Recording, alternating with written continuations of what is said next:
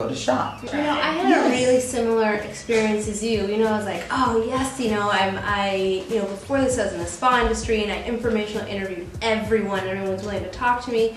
And then I realized, wait, I was talking to managers, not owners, and now I'm going to owners and they're like, get out of my store, you are not allowed in here, you are my competition, and banned from 2 stores. So my husband goes to shop there sometimes for us, you know?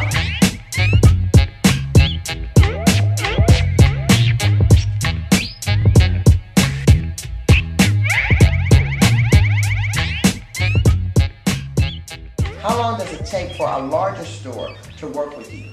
Because a lot of them are going to look at small ones and they're going to say, well, you're too small, you can't meet my minimums.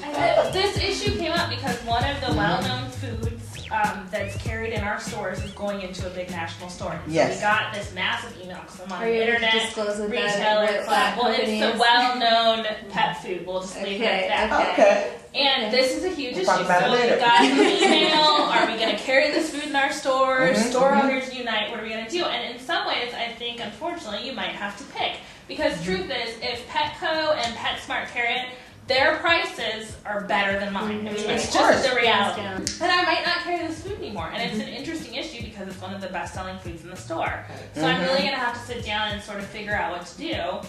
And that manufacturer knows that there are stores all over the country with that same quandary, but they've done their numbers and they've figured out that they can't make it on boutiques. They've got to go bigger. So then how does that make their product? You know, because it seems sometimes when people do that, well, no, volume, I'm talking about the quality control of that product. Because oftentimes what I've seen when when wholesalers decide to go with a large manufacturing company, those margins are shrink. No, they're not. They're still manufacturing their product. They're No. But what I'm saying, yes, but this is what happens. When you're selling to big companies, quality goes down. Your quality goes down because they're requiring you to sell it to them at a lesser amount than they're requiring that you to sell it at a boutique. Yeah, and they have. I think it has to do with the ethics of the owner. Yeah. I really do. There's a local pet food maker that I don't think they would ever have some Canadian manufacturer make their food because they care so much about the quality. And another thing that we had to do, there are tons of treat companies out there. When we started as a home-based business, and we were home-based for 4 years, there weren't a lot of good treats out there. And then shortly after we started, a lot of other people got the idea, well, let's do this. And it was intense competition, still is. So I had to think creatively, what are we going to do?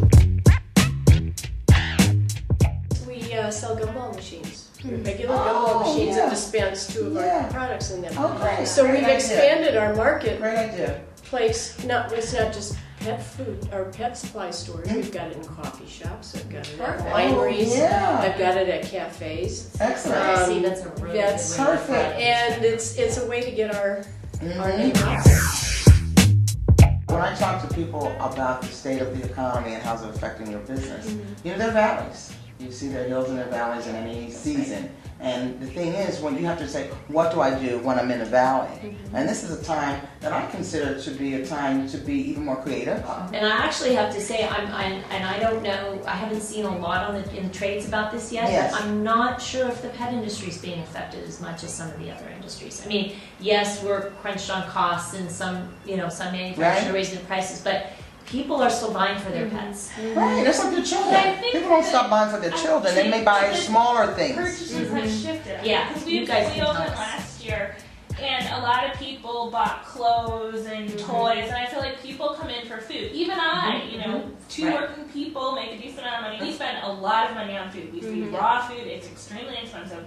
Yeah. And that's it. So he gets really good food, and we go to daycare. Right. But we don't do clothes, and we haven't been buying a lot of toys. And I think my customers are doing the same thing. Food, treats, yes. Toys, no. So it's like the basics then. People are getting the basics. Traditionally, the pet supply industry is during a recession is one of the last to tank, and then it doesn't tank that far. It's one of the first to come out. Right. Sure. And I think with all the hype right now that we're hearing on TV and on the radio about the Listen doom to and it. gloom Don't listen to it. economy, people are.